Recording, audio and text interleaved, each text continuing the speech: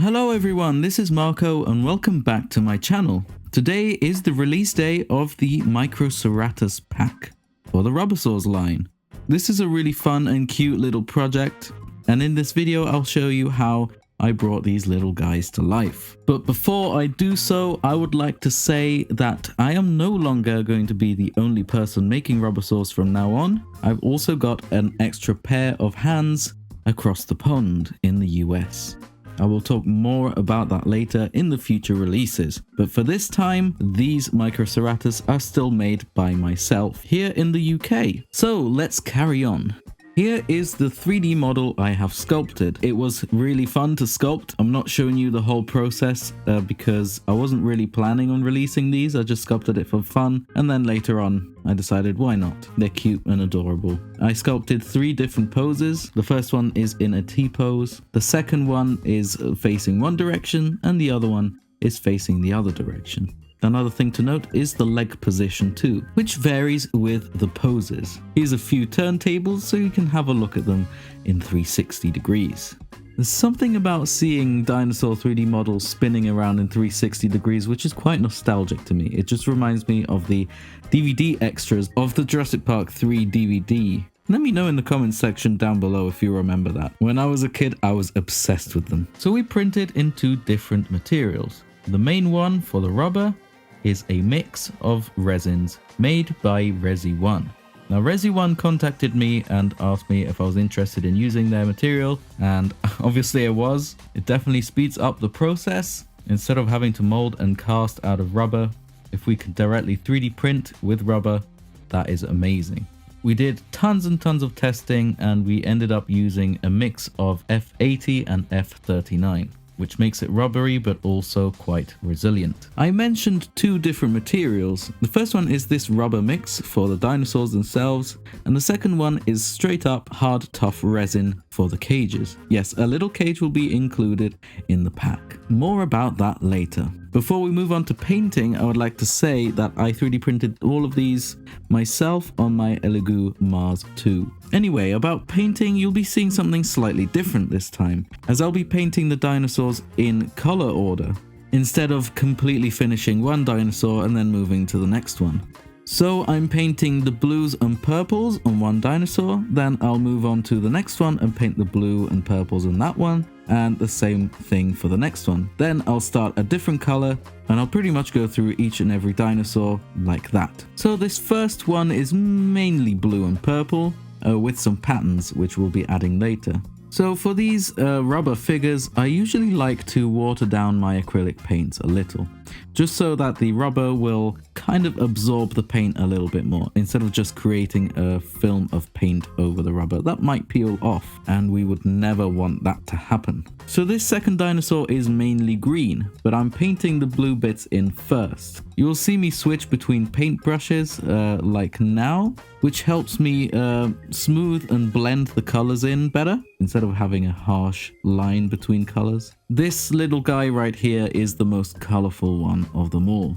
The main body color is green. It's got some red on the spine, but you'll see more about it later. This one here is mainly red, but the tip of the tail is blue.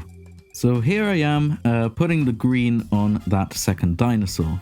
As you can see, I have watered it down quite a bit, so not only the rubber will absorb the color a bit better, but it also helps blend in the original color with this green. And after we've finished with this green, we'll move on to the red. So we'll start adding the red on the mainly red one. It is pretty much just straight red on the spine and on the frill, and then a little bit of yellow on the sides. And the main colors on that one are done. It's just got some really intricate patterns going on, and we'll have a look at that later. Now for this blue one, it's got a tiny bit of red on the frill. As I mentioned earlier, this green one does have some red on the spine, which is what I'm adding right now. Also a bit on the frill up there too. I'm just being very, very careful and making sure it all blends in really nicely. Also doing the same thing on the other side, being extra careful that everything blends in really, really well. Now this is the very intricate little bit. As these figures are quite small, doing all the tiny little patterns can be a bit tricky. So You'll see me switch between this brush into a better, more fine one later on, because this brush I'm using isn't that good. Sora had some spare ones and she gave me some while recording, which is very appreciated, and here it is.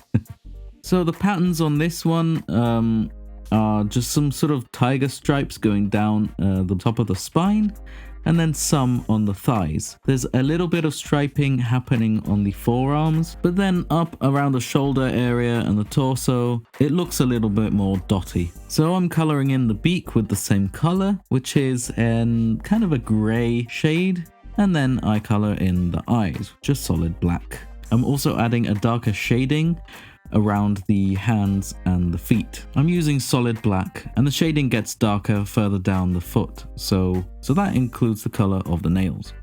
This little guy right here has got similar patterns. They're just a little bit more wavy towards the back of the body. What I mean by wavy is that the stripes actually follow a little bit of the shape of the body, especially around the thigh area or the hips. It's got very similar stripes happening on the thighs too, and on the arms. It's got a little bit of dottage going on the torso like the other one, but this one has a bit of patterning going on the head too. There's a tiny bit of striping going on there and on the sides of the frill. I'm going to use the same color to color in the beak, and then I'll use some black for the eyes later on. But now I'm just replicating the same patterns on the other side. It's something I like to do when painting my models is I paint one side and then I paint the other. It just makes it easier in my head, I guess. Does anyone else do this, or am I the only one that does this? Let me know in the comment section down below. So now I'll be swapping to a darker shade for the patterns on the red one. These patterns are quite a bit more intricate. It's got a very specific design to it, especially with a stripe going down the body. It is very different from the other two, which breaks up from the monotony of the patterns, I guess. But I really like this one. Let me know in the comment section down below which one's your favorite one. So yeah, this one has a horizontal stripe instead of tiger stripes, and it's got some striping going on the frill too, and they all seem to connect together. It does have some tiger striping going on the thighs and on the arms, just like the others, but it doesn't have any dottage happening at all. Is dottage even a word? I'm using the same black for the eyes as well as the beak. And now I'm adding that same black shading on the feet and the hands on both of the other ones. I forgot to do that. I'm also coloring in the eyes on that green one too, and refining the beak a tiny bit. This is mainly just a refining section at the end. If I'm not happy with something, I'll just go in and touch it up a little bit, just so everything looks neat and it passes my my inspections. I try my best to make all of them look very, very similar to each other, especially on a large scale. It's not easy, but I try my best. So that's all the dinosaurs painted. Let's move on to the cage. Now the cage was designed by Sora.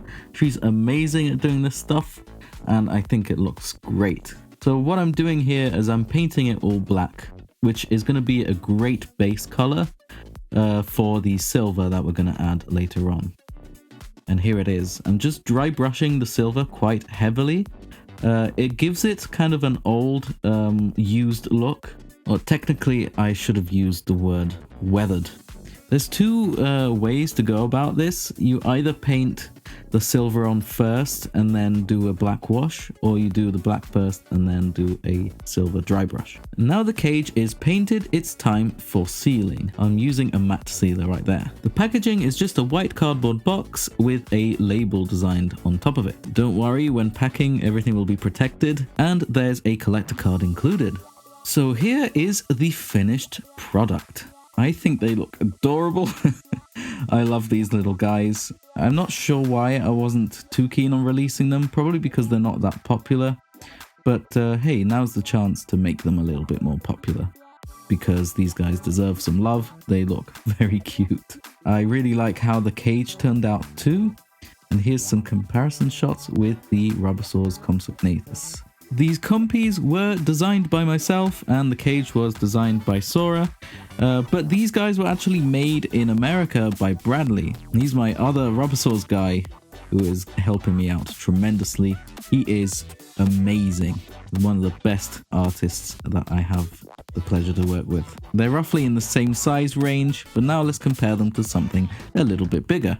The RubberSaurs Pachycephalosaurus, one of our first fully 3D printed releases. And here is the Atrociraptor. We have released two different designs of this guy. I think we'll release more in the future, but this is my latest reveal. This is the Ceratosaurus prototype for the RubberSaurs line, and I can't wait to share more information about it. And here they are, getting eaten by the T-Rex. Look at how tiny they are. Bless them. So that's it. They'll be available now. Link is in the description. I would like to give a massive thank you to all of my Patreons. Seriously guys, your support really does mean the world to me, as it helps me do what I love for you. You help me buy materials, and most of all, you give me a helping hand with improving the quality of the content of my videos. Even if it's just a small donation, every little helps.